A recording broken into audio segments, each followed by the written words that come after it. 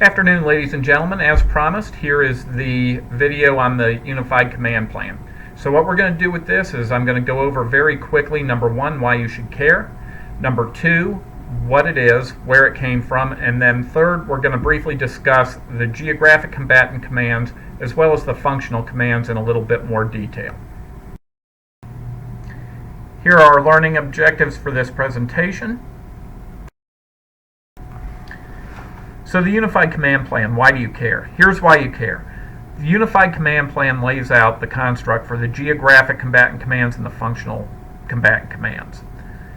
These are important because those are the commanders that are legally charged with executing the missions given to him or her by the President of the United States. Those missions are going to drive the services to provide the forces, the training, and the equipment to accomplish those missions. So at the end of the day, the mission that you're trying to accomplish, if you're on the ground engaging in operational missions, or that is going to drive the training that you're doing back in CONUS, is going to come from these combatant commands. So where do the legal authorities for the combatant commands come from? Well, as we discussed in our last class, the different titles of the U.S. Code lay out which governmental departments are responsible for what. So the combatant commands are covered under Title 10, Armed Forces, Subtitle A, General Military Law, Part 1, and General Military Powers, and specifically they're discussed in Chapter 6. So that's where the legal basis of this comes from. As far as operationally, where the priorities for the Unified Command Plan come from a series of documents. So the first thing that gets published is the National Security Strategy of the United States, which comes from the White House and the National Security Council. What devolves from that is the National Defense Strategy of the United States that is published by the Secretary of Defense. And then based upon what comes out of that document, the Joint Chiefs of Staff publish the National Military Strategy. Based on the National Military Strategy, then the UCP comes into play, and that lays out what specific missions each of those combatant commands have to accomplish in order to accomplish all of the objectives that are laid out in the preceding three versions of strategy. So here's a map depicting the areas of responsibility for the geographic combatant commanders. So I'm going to go over this real quickly, and this is just a primer for the presentations that you will be presenting throughout the remainder of the semester. So first we'll start with working from the left to the right. We'll start with NORTHCOM. NORTHCOM consists of the continental United States, Canada, Mexico, the Bahamas, and Puerto Rico as a U.S. territory. Pretty self-explanatory. You get down to SOUTHCOM. So SOUTHCOM goes from the Mexican border with Guatemala and Belize, includes all of the Greater and Lesser Antilles, and goes all the way down to Cape Horn. Then you've got U.S. European Command, which is just huge. It includes 17 time zones. It goes from Greenland in the west all the way over to the Bering Sea. AFRICOM, you see that in green center mass there. Up until recently, that used to be part of EUCOM. So part of the reason that AFRICOM was stood up was that, quite frankly, in the past, Africa hadn't been that important to our national security interest, and it fell under EUCOM. So you can see if that were part of EUCOM, you essentially went 17 time zones across, and then you went from the North Pole to about 35 degrees latitude south. It was just a huge area. With the expansion of Islamic extremism and the development of Africa, the Department of Defense decided to stand up AFRICOM as its own separate entity. So it goes from the Cape Verde Islands in the west to the Cape of Good Hope in the south to the Horn of Africa in the east. U.S. CENTCOM, it encompasses what you see there in yellow. generally speaking, the heart of what we think of as the Islamic world. So you have Egypt, which is the one country on the African continent which is not part of AFRICOM, that's part of CENTCOM. And then it includes the Arabian Peninsula over to Pakistan and the border with India.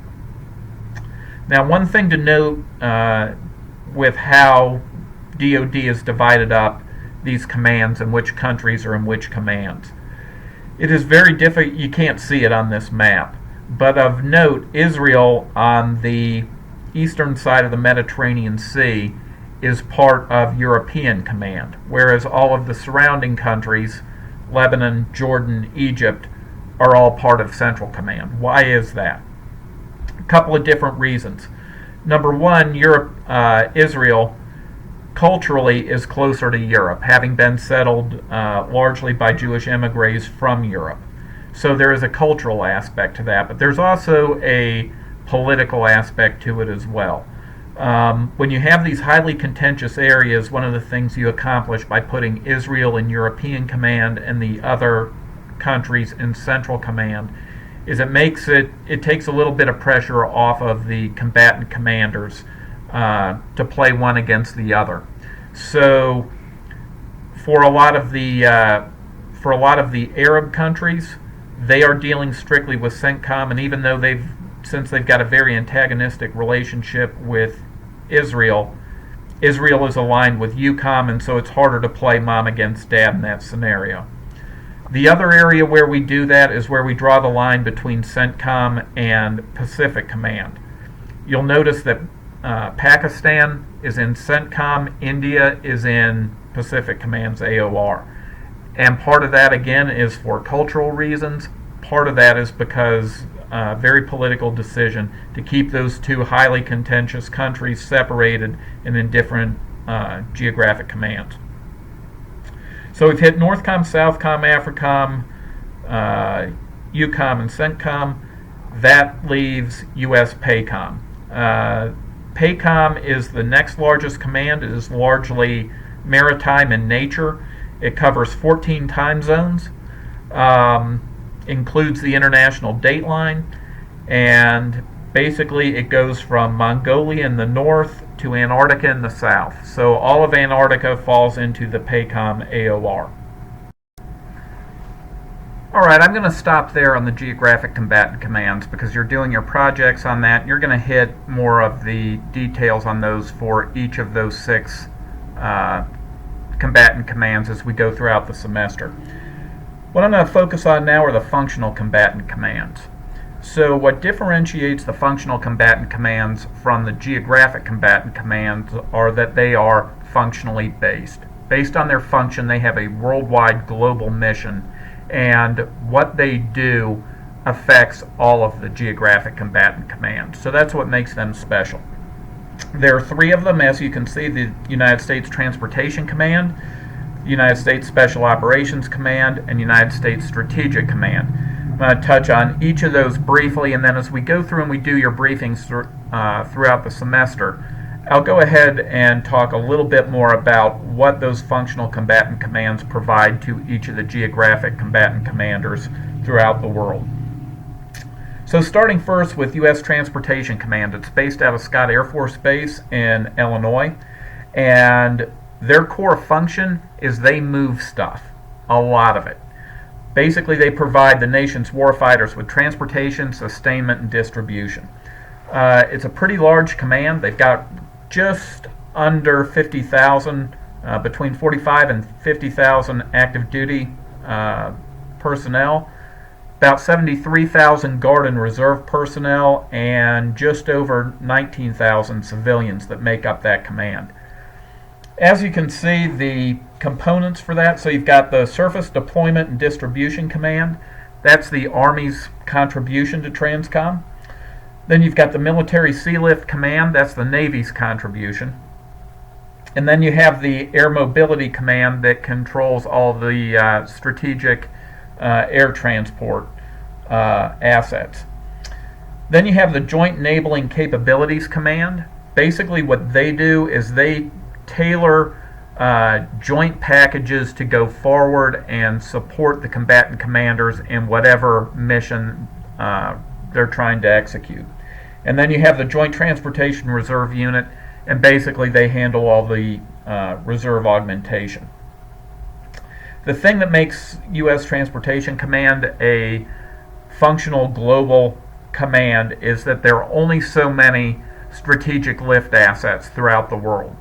So each of the geographic combatant commands, all of the plans that they have rely on strategic air and maritime transportation assets to get our forces and our equipment to where it needs to be in the world. There's only so much of that. So there is an element of robbing Peter to pay Paul on any given mission, and the Transportation Command, working in conjunction with the Joint Chiefs, they basically get to decide who gets what assets at any given point in time.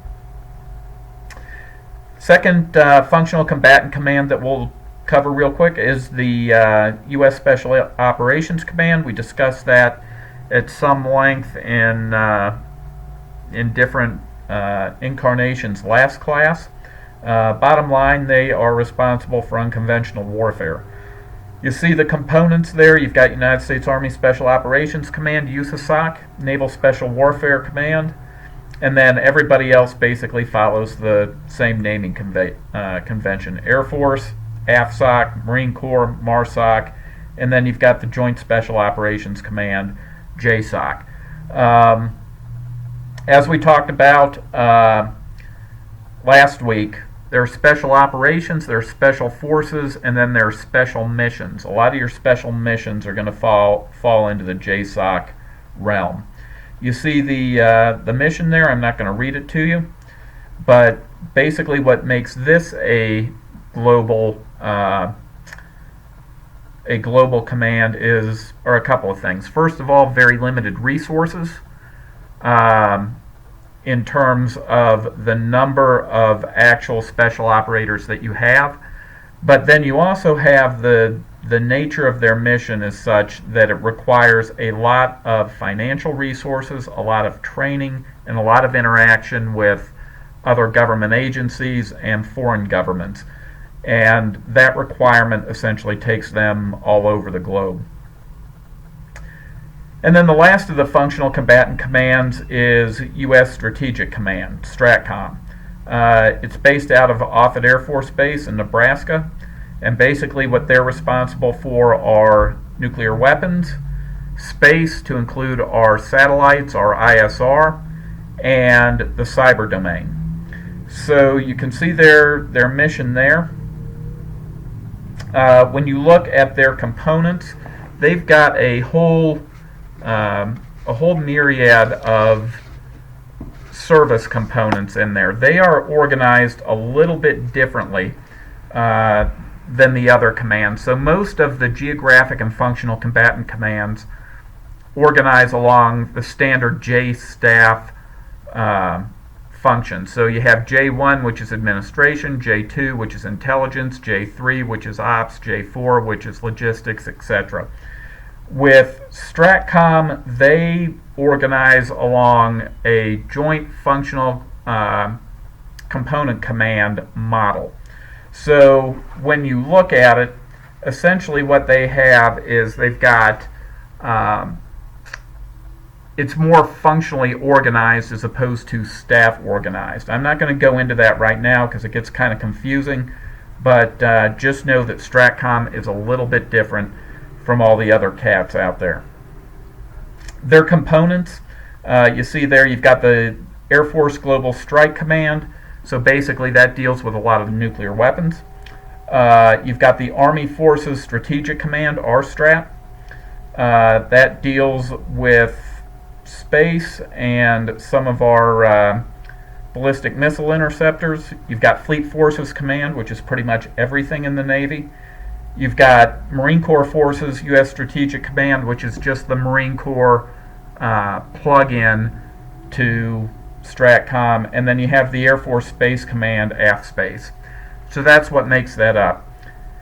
As I was saying earlier, I'll go ahead and cover in a little bit more detail what each of these commands provide to each of the geographic combatant commands when those briefings are presented. So having gone through all of this, I think you get the gist of it. We'll discuss it more throughout the semester as we go along. Main thing to understand is that the geographic combatant commanders are the commanders that utilize the military forces, plan the missions, and execute those missions in accordance with presidential guidance. The functional combatant commands, they have a global mission that is tailored to their specific skill set, and they support all of the geographic combatant commanders throughout the world. If you have any questions, by all means send me an email or drop in, but that concludes this overview of the UCP. All right, have a good one.